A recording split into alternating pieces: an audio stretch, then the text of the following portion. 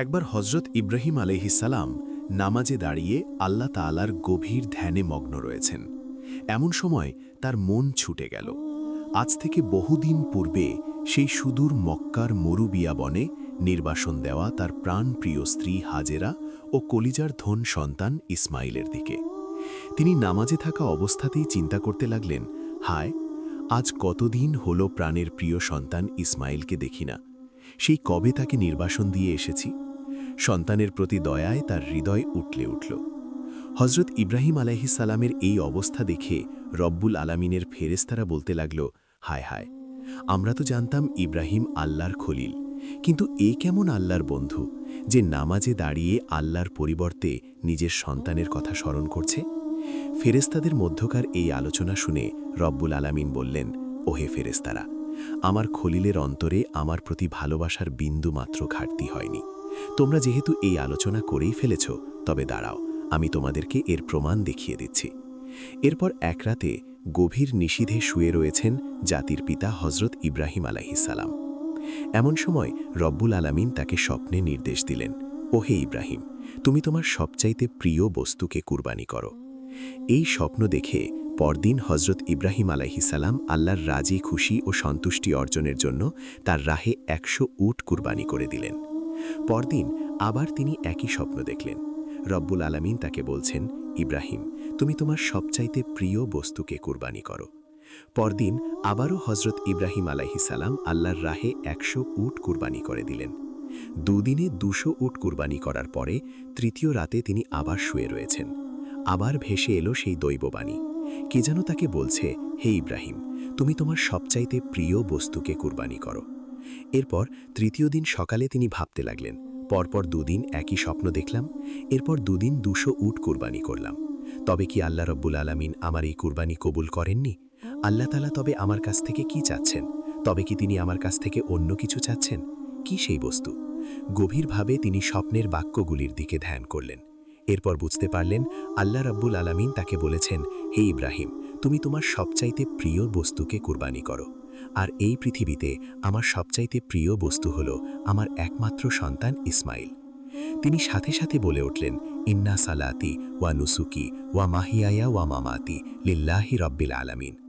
নিশ্চয়ই আমার নামাজ, আমার কুরবানি, আমার জীবন, আমার মরণ সবকিছুই বিশ্বজাহানের প্রতিপালক একমাত্র রব্বুল আলামিনের জন্য।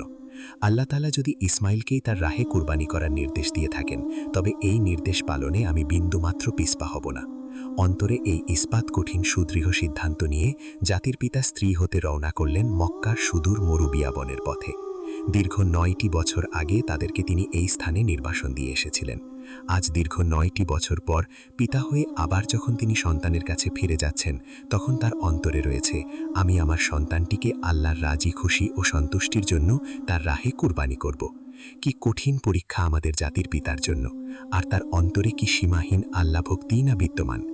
দীর্ঘ পথ পাড়ি দিয়ে তিনি পৌঁছালেন মক্কার আবে জমজমের কাছে, নির্বাসিত স্ত্রী ও পুত্রের নিকটে।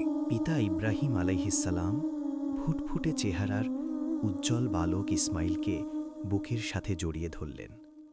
তাকে অনেক আদর করলেন এবং চুমুতে চুমুতে ভাসিয়ে দিলেন তার 2 গাল। এরপর দরদ মাখা কণ্ঠে তাকে বললেন, বেটা ইসমাইল, সুন্দর করে গোসল করে উত্তম পোশাক পরে সেজে নাও। আমি তোমাকে একটি জায়গায় দাওয়াত খেতে নিয়ে যাব। দীর্ঘদিন পর পিতার সঙ্গে সাক্ষাৎ, এরপরে তার সঙ্গে দাওয়াত খেতে যাওয়ার প্রস্তাব। কিশোর ইসমাইলের মন যেন আনন্দে নেচে উঠল। তিনি তার আম্মি হজরত হাজেরার কাছে গিয়ে বললেন, আম্মি, জলদি আমাকে গোসল করে সাজিয়ে দাও। আব্বাজান আমাকে নিয়ে একটি স্থানে দাওয়াত খেতে যাবেন। আমার যে আর তরবর হইছে না। বিবি হাজেরা হজরত ইসমাইল আলাইহিসসালামের মুখ থেকে এই কথা শ্রবণ করে ইব্রাহিম আলাইহিসসালামের কাছে গিয়ে বললেন, ওহে প্রাণের স্বামী, আমি শুনলাম আপনি নাকি ইসমাইলকে নিয়ে দাওয়াতে যাবেন। ইব্রাহিম আলাইহিসসালাম বললেন, ওগো হাজেরা, তুমি ঠিকই শুনেছ। ইসমাইলকে উত্তম রূপে গোসল করিয়ে সুন্দর পোশাকে সাজিয়ে দাও, আমি তাকে নিয়ে এক স্থানে দাওয়াত খেতে যাব। এরপর বিবি হাজরা প্রিয় পুত্রকে সুন্দর করে গোসল করিয়ে উত্তম পোশাকে মনের মতো করে সজ্জিত করলেন। তার চুল আছড়ে দিলেন, মাথায় তেল লাগিয়ে দিলেন। অতপর প্রিয় পুত্রকে স্বামীর হাতে সমর্পণ করে বললেন, প্রিয় স্বামী, ওর এই বয়স পর্যন্ত আমি ওকে আমার চোখের আড়াল করিনি, কারো সাথে ওকে কোথাও পাঠাইনি। ওর জীবনে এই প্রথম বাইরে যাত্রা। আজই আমি তাকে আপনার সঙ্গে বাইরে পাঠাচ্ছি। আপনি ওকে আপনার কাছে ও চোখে চোখে রাখবেন। মনে রাখবেন, আপনি ওকে নিয়ে ফিরে না আসা পর্যন্ত আমার মন ও প্রাণ উদ্বিগ্ন থাকবে। আমি পথের দিকে চেয়েই সময় কাটাবো। আমার হয়তোবা খাওয়া দাওয়াও হবে না। হজরত ইব্রাহিম আলাইহিসসালাম বিবি হাজেরার এই কথা শুনে বুঝতে পারলেন, মাতৃ অন্তরে তার সন্তানের প্রতি ভালোবাসার এক গভীর সমুদ্র বিদ্যমান। তার হৃদয়ে এই কথাগুলি বজ্রের মতো আঘাত করলেও আল্লাহর মহব্বতের তুফান দিয়ে তিনি তা চেপে রাখলেন। মনের অবস্থা কোনো ক্রমেই বিবি হাজেরাকে বুঝতে দিলেন না। বিবি হাজেরাকে আর একটি উত্তরও না দিয়ে বালক ইসমাইলকে নিয়ে তিনি মিনার পথ ধরলেন। হজরত ইব্রাহিম আলাইহিসসালাম পূর্বেই একখানা ধারালো ছুরি ও একগাছি রশি নিজের জামার আস্তিনের নিচে লুকিয়ে রেখেছিলেন। তিনি রওনা দিলেন হজরত ইসমাইল আলাইহিসসালামকে নিয়ে চরম পরীক্ষায় উত্তীর্ণ হওয়ার জন্য। ইব্রাহিম আলাইহিসসালাম পুত্র ইসমাইলকে নিয়ে মিনা পাহাড়ের দিকে অগ্রসর হতে লাগলেন। আর অন্যদিকে পাপাত্তা ইবলিশ, মানবজাতির চিরশত্রু, সে দেখল যে হজরত ইব্রাহিম আলাইহিসসালাম ঈমানের চরম পরীক্ষায় সাফল্যের দ্বারপ্রান্তে পৌঁছে যাচ্ছেন। এটা দেখে সে হিংসায় জ্বলে পুড়ে মরতে লাগল। আল্লাহ পাকের একটি নির্দেশ অমান্য করে আমি অভিশপ্ত চিরজাহান্নামী হলাম, যেই আদম জাতির কারণে সেই আদমের অধস্থন পুরুষ ইব্রাহিম এত বড় কঠিন পরীক্ষায় উত্তীর্ণ হয়ে নবুয়তি টিকিয়ে রাখবে, আর পিতা এবং পুত্র একসাথে বেহেশতে যাবে, সেটা তো হতে দেওয়া যায় না।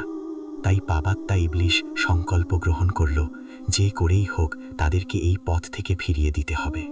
সে চিন্তা করল, আসল ঘটনা বিবি হাজেরা ও শিশু ইসমাইলকে জানিয়ে দিতে পারলেই কেল্লা ফতে। পিতাপুত্র রওয়ানা হওয়ার সাথে সাথেই পাপাত্তা ইবলিস বিবি হাজেরার কাছে উপস্থিত হল। সে একজন ভালো মানুষের ছদ্মবেশে উপস্থিত হয়ে বলল, ওহে বিবি হাজেরা, তোমার নয়নমণি ইসমাইলকে তোমার স্বামী কোথায় নিয়ে যাচ্ছেন তার কি কোনো খবর রাখো? বিবি হাজেরা স্বাভাবিকভাবেই উত্তর দিলেন, কেন, তিনি তো তাকে দাওয়াত খেতে নিয়ে গেছেন। ইবলিস বলল, নারী জাতি অত্যন্ত সহজ সরল এবং বোকা প্রকৃতির, কোনো ব্যাপারে গভীরভাবে তলিয়ে দেখে না। কেউ তাকে কোনো মিথ্যা বা প্রতারণামূলক কথা বলে খুব সহজেই ধোঁকা দিতে পারে। মূলত এটা তাদের সৃষ্টিগত বৈশিষ্ট্য, এটা তোমার কোনো দোষ নয়। বিবি হাজেরা বলেন, কেন, কি হয়েছে? যা বলতে চান স্পষ্টভাবে খুলে বলুন তো। পাপাত্তা ইবলিস অত্যন্ত দয়াদ্র কণ্ঠে বললেন, কথাটা শুনে আপনি হয়তো স্থির থাকতে পারবেন, তাই বলতে সংকোচ বোধ করছি। বিবি হাজেরা বললেন, আপনি বলুন তো কি বলতে চাচ্ছেন। ইবলিস বলল, তোমার স্বামী তো তোমার পুত্রকে জবে করতে নিয়ে গেছেন। বিবি হাজেরা ইবলিসের কথা শুনে বিরক্ত হয়ে বললেন, কে তুমি, কি তোমার পরিচয়? তুমি আমার স্বামীর বিরুদ্ধে এ সকল কথা কি উদ্দেশ্যে বলতে এসেছ শুনি? পিতাকে কোনোদিন নিজ পুত্রকে জবে করতে পারেন? এমন অসম্ভব কথা বলে তুমি প্রতারণা করতে এসেছ, আমি বুঝতে পেরেছি। তুমি মানুষ নও, তুমি মানুষরূপী ইবলিস। এই মুহূর্তে তুমি এখান থেকে দূর হয়ে যাও। ইবলিস বলল, হাজেরা, তোমার এত তেজের কথা আগামীকাল কোথায় থাকবে তা দেখা যাবে। যখন নিজেই দেখতে পাবে এবং বুঝতে পারবে যে তোমার স্বামী তোমার পুত্রকে জবে করে দিয়েছে, তখন তুমি জানবে আমি তোমাকে সত্য সংবাদ দিতে এসেছিলাম নাকি ধোঁকা দিতে এসেছিলাম। তুমি যে বলছো পিতা হয়ে কেউ কি নিজের পুত্রকে জবে করে, কথাটা অবশ্য সত্য, এজন্যই তোমাকে আসল ঘটনাটি খুলে বলতে হয়। বিবি হাজেরা বললেন, আবার আসল ঘটনা কি? ইবলিস বলল, আল্লাহ তাআলা তোমার স্বামীকে নির্দেশ দিয়েছেন তিনি যেন তোমার পুত্র ইসমাইলকে তার রাস্তায় কুরবানি করেন, আর আল্লাহ তাআলার নির্দেশ পালন করার জন্যই তোমার স্বামী ইসমাইলকে নিয়ে গেছেন মিনার পাহাড়ে কুরবানি করার জন্য। ইবলিসের মুখে এই কথা শুনে বিবি হাজেরার ভাবান্তর হওয়ার কথা ছিল, কিন্তু নবীপত্নী দৃঢ় ঈমানের বলে বলিয়ান হয়ে বললেন, তোমার কথা যদি সত্য হয় তাহলে তো এটা আনন্দের কথা। আল্লাহ রাব্বুল আলামিন তার এতগুলি বান্দার মধ্য থেকে আমার পুত্র ইসমাইলকেই যে তার পথে কুরবানি করার জন্য কবুল করেছেন, এর চাইতে সৌভাগ্যের বিষয় আর কি হতে পারে? শুধু এক ইসমাইল নয়, আল্লাহ তাআলা যদি আমাকে লক্ষ লক্ষ সন্তান দান করতেন, তাহলে আমি তাদের সকলকেই আল্লাহ রাস্তায় কুরবানি করতে পিছপা হতাম না। তুমি দূর হয়ে যাও, আউযুবিল্লাহি মিনাশ শাইতানির রাজিম। একমাত্র সন্তানের মায়ের মুখে এই কথা শুনে ইবলিস ব্যর্থ হয়ে অন্য পথ অবলম্বন করল। পাপাত্তা ইবলিস হাজেরাকে ধোঁকা দিতে ব্যর্থ হয়ে সে হজরত ইসমাইল আলাইহিসসালামকে ধোঁকা দেওয়ার জন্য সেদিকে ছুটল। হজরত ইসমাইল আলাইহিসসালাম পিতার পিছনে পিছনেই হাঁটছিলেন। ইবলিস তাকে হাতের ইশারা দিয়ে আরও একটু পিছনে রাখলেন। হজরত ইব্রাহিম আলাইহিসসালাম নিজ গতিতে সামনের দিকে এগিয়ে চলছেন। এই সুযোগে ইবলিস বলল, আরে বোকা ছেলে, তুমি তোমার পিতার সাথে কোথায় যাচ্ছ তা কি জানো? ইসমাইল আলাইহিসসালাম বললেন, কেন? জিয়াফত খেতে যাচ্ছি। ইবলিস বলল, তোমার পিতা তোমাকে প্রতারণা করে তোমাকে নিয়ে চলছেন হত্যার উদ্দেশ্যে। হজরত ইসমাইল আলাইহিসসালাম বলল, আমার পিতা কেন আমার সঙ্গে প্রতারণা করবেন? আমি তো তার একমাত্র সন্তান। আর পিতা কি তার একমাত্র সন্তানকে বিনা কারণে জবেহ করতে পারেন? তুমি মিথ্যাবাদী, দূর হও এখান থেকে। ইবলিস উত্তরে বলল, পিতা কি পুত্রকে এমনিতেই জবেহ করে? আল্লাহ তাআলা তোমার পিতাকে নির্দেশ দিয়েছেন তিনি যেন তোমাকে জবেহ করেন। সে কারণেই তোমার পিতা তোমাকে জবেহ করার জন্য মিনার পাহাড়ে নিয়ে যাচ্ছে। আমার কথা যদি তোমার বিশ্বাস না হয় তাহলে গিয়ে দেখো, তোমার পিতার আস্তিনের নিচে একখানা ধারালো ছুরি আর পকেটে তোমার হাত পা বাঁধার জন্য রশি রয়েছে। এখনো সময় আছে, যদি প্রাণ বাঁচাতে চাও তাহলে পালিয়ে যাও। হজরত ইসমাইল আলাইহিসসালাম ইবলিসের কথা শুনে বললেন, আল্লাহর রাস্তায় কুরবানি হওয়া তো অত্যন্ত সৌভাগ্যের ব্যাপার। আল্লাহ রাব্বুল আলামিন তার অসংখ্য বান্দার মধ্যে আমাকেই যে তার পথে কুরবানির জন্য কবুল করেছেন, এর চাইতে আনন্দ ও সৌভাগ্যের বিষয় আমার জন্য আর কি হতে পারে? রব্বুল আলামিন যদি আমাকে লক্ষ লক্ষ জীবন দান করতেন তাহলে সেই লক্ষ লক্ষ জীবনকেও আমি তার পথে কুরবান করতে পিছপা হতাম না। আমি জানি তুমি মরদুদ শয়তান ইবলিস, এখনই এখান থেকে দূর হয়ে যাও। এই বলে হজরত ইসমাইল আলাইহিসসালাম ইবলিসের দিকে পাথর নিক্ষেপ করলেন এবং তাকে সেখান থেকে তাড়িয়ে দিলেন। হজরত ইব্রাহিম আলাইহিসসালাম পুত্র ইসমাইলকে নিয়ে মিনার প্রান্তরে পৌঁছালেন। তাফসিরে রুহুল মাআনিতে রয়েছে, ইসমাইল আলাইহিসসালামকে জবেহ করার পূর্বে ইব্রাহিম আলাইহিসসালাম তার সঙ্গে পরামর্শ করে নিতে চাইলেন। আল কুরআনুল কারীমের ভাষায় হজরত ইব্রাহিম আলাইহিসসালাম পুত্র ইসমাইলকে বললেন, ইয়া বুনাইয়া, হে বৎস, আমি স্বপ্নে দেখেছি আমি তোমাকে জবেহ করছি, এখন তোমার অভিমত কি? হজরত ইসমাইল আলাইহিসসালাম বললেন, ক্বালা ইয়া আবাতি ইফআল মা তুমার সাতাজিদুনি ইনশা আল্লাহু মিনাস সাবিরিন। হে পিতা, আপনি যা আদিষ্ট হয়েছেন তাই করুন, ইনশা আল্লাহ আপনি আমাকে ধৈর্যশীলদের মধ্যে অন্তর্ভুক্ত পাবেন।